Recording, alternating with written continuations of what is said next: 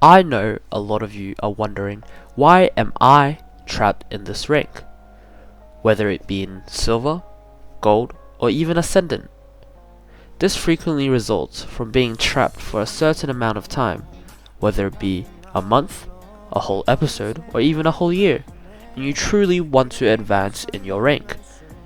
You may have encountered obstacles in the past, but you have overcome them, only to encounter an even greater obstacle that appears insurmountable. As a result, you are feeling exhausted from repeatedly trying and failing. Before we continue this video, I just wanted to say that I am sorry for not being as active as I want to be, as I have been sick and suffered a few injuries across the past few weeks of the month. And I apologize for that, but I hope you enjoy this video as we continue through. Thank you. I have experienced that sense of helplessness and despair numerous times, as I climbed from bronze all the way to Immortal 3. But being humble is the first and most crucial step in getting out of a rut. The first step to breaking through your plateau is letting go of your pride and having the humility to admit that what you've been doing up until now is simply not working out. If you're constantly making excuses for why you're still at the same rank, you're just merely allowing your pride and ego to stand in the way of your true growth as a player. I've noticed that many people mention that they're hard stuck, but they ever hardly say, "I'm having trouble with this," which is why I'm hard stuck. Do you have any suggestions on how to fix it instead? What I hear the most common is, "I'm hard stuck because my teammates aren't calm and collected when we're in a round, and when they are, they're super duper toxic." To make matters worse, I'm unlucky with many smurfs in my games, and my Immortal friend said that I could easily be in his elo, but I don't know why I'm still stuck in Diamond. Does this sound familiar to you? If so, it will negatively affect your mood every time something that's entirely beyond your control that occurs in the game. You're actually being the toxic teammate to yourself, because this way of thinking leaves you completely helpless and confined. And you're subscribing to the notion that you have no control over your games. Let's be real, only 9 random players in your lobby determine whether you rank up or not. You must understand and remind yourself that you have the power and authority over your situation. It's your fault that you're stuck and that no one is coming to your aid. Hey, just listen, no more excuses. You're where you are because you're just not good enough, and that's okay. But if you can't accept that, you'll keep doing the same things. So, let's put this into a way you would understand how to improve substantially without excess burnout from playing the game. This tip comes from a fellow friend of mine who is currently in Immortal 3 and was radiant on multiple previous episodes. You want to make this your main focus by trying to only focus on one thing at a time. I know it may seem easy for me to say, but it really helps you when it comes to the mentality of improvement. Instead of staggering on a constant rut, you'll be able to see yourself slowly improve and become a better player. For example, focusing on positioning yourself as a better teammate when taking gunfights with your teammates. You don't want to be the one who's constantly split away from your team and resulting in being the last person alive.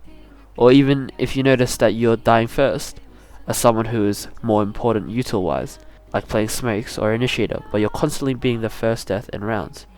Maybe understanding that you're running in first and possibly placing yourself in a position where you are disadvantaging yourself and your team.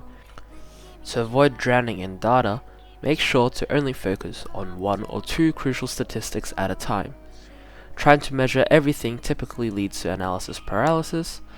Once you've collected that data over a range of 10 or even 20 games, begin searching for patterns.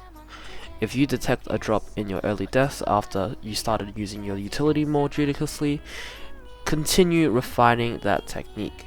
If not, try another perspective. In this feedback cycle of measuring, changing, and measuring again is what drives sustained growth. Also, keep in mind that improvement isn't linear. You may have good days and bad days, but as long as you stay focused on the metrics of your primary weakness, you'll gradually chip away at what's holding you back. And once that bottleneck is no longer the main issue, you can identify a new constraint and repeat the process. You may be wondering, what if a change you've made seems to work once, but it actually only worked because you just got lucky? Or what if a concept fails once because you got unlucky and you ended up giving up on that idea too soon? That's exactly what the final step will help you handle.